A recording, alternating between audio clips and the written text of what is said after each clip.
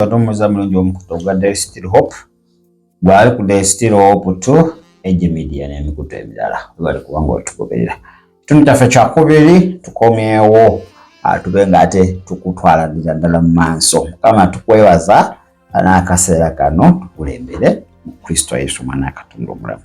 Amen. Kale waliwo brother omu gwe twakulaze kejjo yavuddeyo naawe obutakkaanya bwe nga ye eri apostle gwe yali asinga owuliriza yagamba nowuliriza alina ebigambo birungi ate waliwo wesikkaanya naye waliwo kino kye yakola kyesaagala kale nga tetalina ngeri gyamutuukako kituufu kale ekizibu kye tulina nti abaweereza b'ennaku zino babayita batibuhabulwa batiibu tebawabulwa tebagambwako era olwobanga omugambako wooti ng'akukolimira bukolimira akugirayo ekyawandiikibwa tokomanga ku oyo gwe bafukako amafuta naye amafuta oba ogayiye tukole ki kubanga kituufu tokoma ku oyo afukibwako amafuta ewe kiri naye wobanga wagayuwa tukole tutya tukole ki kale muvuka yavuddeyo n'awa endowooza ze nga ye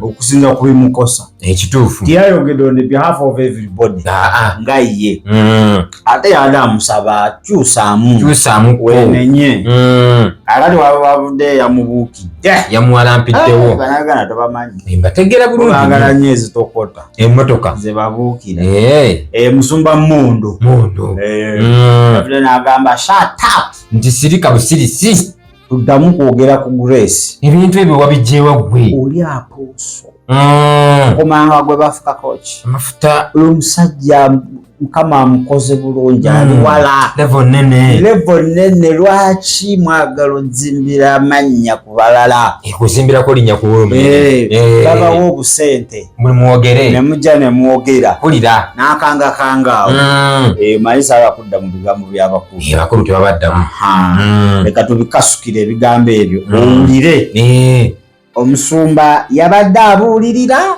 oba tugeze oba oluganda yakyogedde mu bubi nga gwe omusumba enjogerayo erina okuba nga ebuulirira n'omwana ategeere si kutiisatiisa ekituufu kati abasumba b'ennaku zino bakangakanga batukanga bukanzi kati njagala gwe owulirireko Pastor Mondo yabadde abuulirira yabadde akangakanga mulenzi ono naye olumulayoga nga ayagala shut up sirika ne woba olabye ekintu kyonna tonyega nga si kirungi wogirayo wooti omukono bakuba bukubi yagutemako kale gwe muwulirize asobole okuba nga ate tweyonga. Mukama waffe yeebazibwe amanya n'eddoboozi bampita omusumba Franklin Mondo Mugisha ndi mubulizi wa njiri njagala Yesu nnindirira okudda kwe n'amaanyi ge abafanero musembere kumpi njagala kubanyumiza ku kaboozi. Waliwo omuvubuka ajja ng'akolako ataaka ku Apostle Grace Lubega. Omuvubuka ono muteeso musonyiwe si kigambo ekyo naye aswaza n'eggwanga lyavaamu. Alina akabinja k'abantu abajja nga bamukozesa nga baataakinga Fanero Ministries.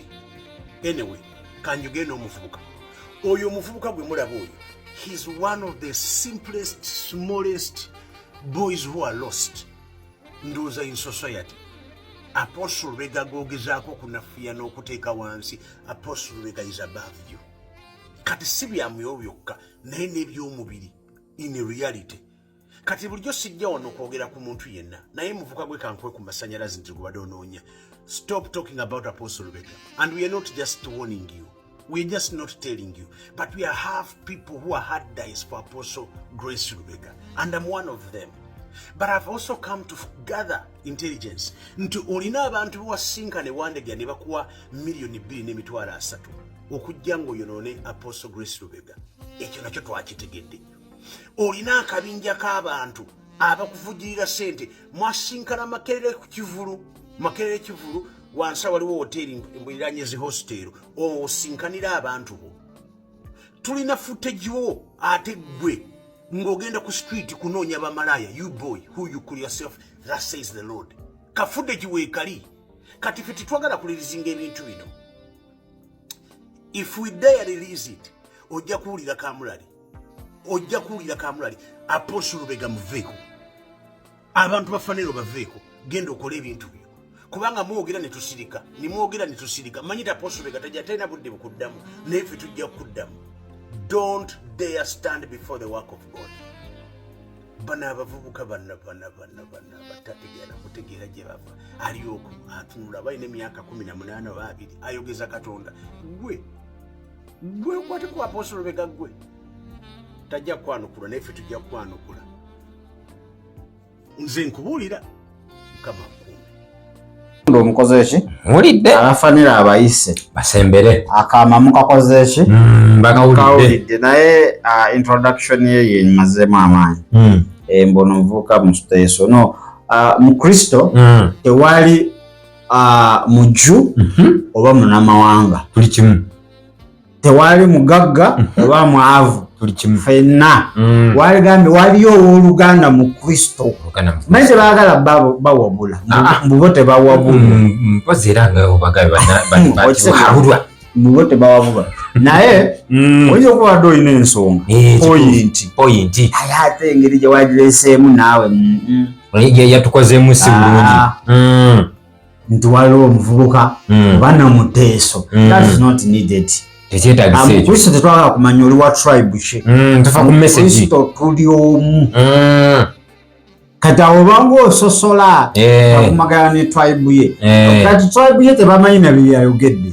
Tebanyiza kuba tebamanyi na Apostle gwagamba. Tebamanyi kati ebito biyingizaamu. Yesonyiwe bireke. Bwenyisawo message yo gane bana waliyo oluganda. Kristo ayogedde ne wati na wati naye si kirungi. Oba olina abakukozesa. Onoona. Kati govaayo njate tuino kati buli omaye to obutambe bwa munne. Anti kati aluba teruga kubba. Ati kati sitani gwe twatuwanika. Nti nkulinako obutambi. Ali baita maisitani ono mubi. Baza noleeta obutambi nga okyali mu nsi kyaguluba. Ngoja pambana. Abo omwana nabukolamu edit AI. Nga gwe yennyini awedde. Nebanga bupya nnyo. Ng'ofubutuka mu kiduula. Akati yagamba envuka waliwo abakola ki abamukozesa waliyo abamukozesa abamufeedinga sente information bwera yalina footage nga omuvubuka oyo alina waava malaya we beetundira aja nakyeganyi mondo talina kyalina kanga baana manyi waliwo omuntu akukangakanga osirike nga wo akwera kuno omuntu alina information tamala googera so ekyo kyemmanyi yabadde amukanga bukansi amutiisiza naye ekirala oli alina ensonga ze so buli anayogerako nga bajjayo ebikolwa bye Yesu kyoyo soba simutegeera tabanga Yesu omu supermarket. Lozo nowe gundi. Yesu gwe tusinza ng'olindirira okudda kwe n'amaanyi ge takukkiriza wadde n'omulundi n'ogumu kola ekyo ky'oyagala okukola. Kati obanga you are paying evil for evil. Osasola kibi ku kibi. Tugeze oli abadde akola kibi omuvubuka. Why do you want to pay evil? Unakyo bokola kibi. Aye n'ekirala wabuse site. Yabuse. Bible egamba etya? Oluganda wakunyiiza. Otuukirira ye. Wagenze ku mailbox ye. Ani. Naye waze ku social media. Naye atajja kugamba nti naye yaviirayo ku gundi. Kuki? Yaviirayo ku social media nange mbadde nagenda awo. Oli wakunama nga naawe okunama. Tugambe zenkanyankanya ebisikite zaaka. Oli akunamye. Akoze ekitaliiyo. Nga naawe okikola. Nti tulabe. Oli pastor. Oba oli mukkiriza. Kati gw'olina ofollowinga nnono za Bayibuli. Waliwo naga nagenze ku inbox y'oluganda oyo. Njogerako naye nindaba akyagenda mu maaso. Akyagenda mu maaso. Agambye yamulabudde. Naye tewayogeddeko naye. Kati oyo kyamulikodingisiza. Nalina engeri gy'asisinkanamu fanero. Manya Apostle. Kyogamba abalina engeri gyakifunamu. Abalina engeri omukutu. Anti kati awo wasobola okwogera abamulaba nga basooka wa Apostle. Apostle ayinza okubanga ne TikTok tagiraba. Ekyo kituufu. Naye nga wali abamuli ku lusegera so omutuukirira asobola okukalaba. bakamuwa ekituufu bakamutuusa naye wavaayo n'agamba Apostle nina message Mukama gye yampadde weenenye nga bagenda kukuba empya avubuka bakukubira waawo gwani agamba Apostle kwenenye kyokya abantu bakulu twalera emizimu gyewamu gye bagikogereramu sitaani awedde emirimu enemy obufanero kakati ye nga talina ngeri yonna n'agamba wano wempita wano mbanja mutuukako esobola okutuuka kwa Apostle nekala ate oyo ye kyangu nnyo omutuukako ono kyangu nnyo yena ku mukutu gwe mugaya njagala kwogerako naye mpaka kanamba kage kaako oba mpaka kanambako is going to respond ajja kukuddamu oyigo newe Oluganda nawulidde kavidioko era kaako nga kusindikiddeko naye Kunze okubulina ensonga naye njogera gye wayogeddemu sinnungi oba kakubigere sikamukompola wagaana ogaana Oluganda nayogeddeko naye baba bankubuulire tulina date mungi emuyitirivu nnyo eyo gye twava yonna eyo mungi kati buli tugende nga buli omu agenda ayanika munne kati tuba tetukyalina kwagala kwa Kristo ewe kiri where is the love of Christ awo wali ekibuuzo mweno mata eno oli wakola obubi gwategeera ekyokukola muyigirize ekyo kituufu ate nawe tokolanga omusiru takusiriwazanga kati oli musiru gwaki nawe lwaki okkiriza ozinire ku tyuni ye kati gwolina osetinga naye nina ekintu kyeneebuuza lwaki ennaku zino ate abagoberezi bifa balwanirawo abasumba andi bali banene babedde bakola dda amanya tebalina budde bo bakola dda amanya ati ffe abatamanyi kye twagala tuli awo tuli bikozesebwa mu bize body kibagituma kyekola ffe ababalabanga ba Yesu eremereddwa okukola kyoteekeddwa okukola tumulaba munene nnyo obuzibu bwe tulina nga ffe abakiza we have exalted pastors kituufu nnyo ekyo lwaki omuntu asobola okwogera ku Yesu ebyaswaka banootamunoonya ati mbalengi nakubuuza nti Yesu nga bamwogerako nga tusirika notavanaga muvubuka gwe lwaki tova ku Yesu oyo gwogamba ebyo sirika nkulinako bwino lwaki amala kwogerako muntu nosooka ovaayo that's not the right way naddala mmwe ekyokulabirako mwe abatusooka mwe abaali setinze erigase nti banawe okunyizaganya tekujja kubulawo naye wekubangawo this is the way we must handle tuukirira ow'Oluganda yogera naye kati wagaana nera message gireto nagenze ow'Oluganda nga tampaliradde naye badde okusaba sirika wanaawe waliwo wako atali mulungi akukwatako kituufu nnyo ekyo awo yeeyongera awo oli wa ddembe naye kati abamu omanyi nti kasanamulwanirako Apostle yali nkubira Kasimu nampaayo service mwanange ekyokola kintu kirungi okoze omulimu gamba Pastor Mo abamu tetukikola out of God's love wetuba tukikola out of God's love tulina kugatta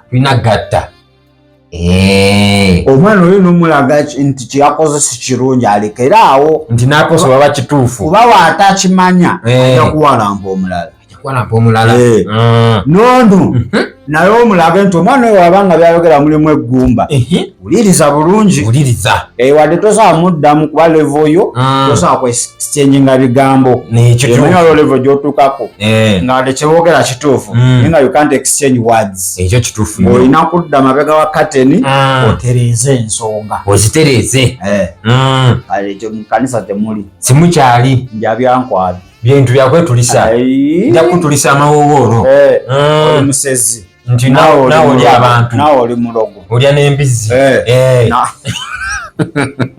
abo abakumye kirungi ekyo kirungi oli embizi kale pastor agamba abantu agamba mwembizi terimu emizimu alwaki munywa amazzi embizi bagisindika mu mazzi kitegeeza n'amazzi galimu emizimu namugamba oyo pastor asaana bubonero 10 embizi agikubidde advert naye weeri nyonya matu weti ekola bakozi bweti mnaye yeewunya bwewunya lina director so yo Musumba Mondo nga alabudde omuvubuka oyo naye tunakomawa akuti tintole ayogedde ebitali byonyo kange afe nga omubiri gwa Kristo tukanga tetutiisa so nze kyemmanyi Musumba Mondo nzo kwa ina point nga ye alaba ono mwana muto ngeja walampimu omuntu omukulu nga yalaba basi entuufu ng'ate n'olyo yalaba waayise yengeri yokka message gyeyinza otuukamu eri omukulu kati ate g'ovayo agamba naawe tulina obutambi ng'ogenda mu bamalaaya wabukwatira wapapu pasita yali ayitaayita yayinza okuba yali ayitaayita malaaya nje beetunde wali oyitayo ng'ogenda kolayo nange nesimanya olwalo yabukusindikira lwaki okolagana n'abantu abo abakola ebyekisiro okutenga abantu abalikodinga yobudde obona yabujjawa ebyo kikanga abaana naawe kikanga abaana amukangakanga amusirise naye nako tekasirika ensonga yako erimu eggu kamufukidde kagumba wegoge ekatya bidudukabivaako etebo kale naye ngaffe tunonye engeri gye tuyinza otutabaganamu Zaburi eba 13 labayo nga wekiri ekirungi abooluganda kutuula awamu so bwe tubeera nga twerumaŋŋana sitaani anyumirwa obibeeramu byekube bebamanye awe ngenda mu maaso so bwe tuba tulina obutakkaanya nga approachable approach me approach me ate nammwe abasumba mwemeteekawo embeera eri unapproachable nti gwe tebakusisinkana nkimanyi Katonda abaka level gyakutwalako nga bewali otulanga nabo ne mukuba omweso nga tekikyasoboka naye ate waliwo minizo osobola oteekawo abantu wasobola otuusa obubakadde nga talabye ggwe kituufu okitegedde so kale nze engeri ennyangu kati abantu gye baafunamu ye social media lwakuba nti ate kale otuuka ku social media aye tubeera bias tubeera so bias yetamu feelings netugattamu Katonda yakwata akantu katono n'okateekamu baking powder ne kazumbulukuka Katonda wange singola ggwe wange abadde mulabi mulungi nnyo sisobola kusukaawo kale webale kubanga otugobere nokola leo tulina crossover tuyingira mwezi ogwa August abagaba buli ekiro ekikeesa nga lumu kana abeera ne conference ze akati ffe tugenda kubeera mu maaso ga Katonda nga tusaba byonna ebiwabye ebiganye ng'omusanvu Mukama asonyiwe ate tusobole okuba nga atuwa ekisa ekitambula mu mwezi ogw'okumeka ogw'omunaana tujja kubeera live ku mikutu gyaffe egy'enjawulo Tish TV jabeerako TikTok accounts zaffe atuligezaako okubanga zonna tuzikwasaganya ate ne ku mukutu gwa There is Still Hope atujja kubeera kujja kuba ssaawa 6 zennyini ez'ekiro okutuukira ddala ssaawa zijja kubeera 9 ez'ekiro katuwumulemuku Katonda ojja kuba nga tukomawo n'ekitundu kyaffe ekyokusota ekisembe ky'olunaku olwaleero ng'ate tweteekerateekera okusaawa kwaffe okw'essaawa 6 beere bulungi ate era mweraba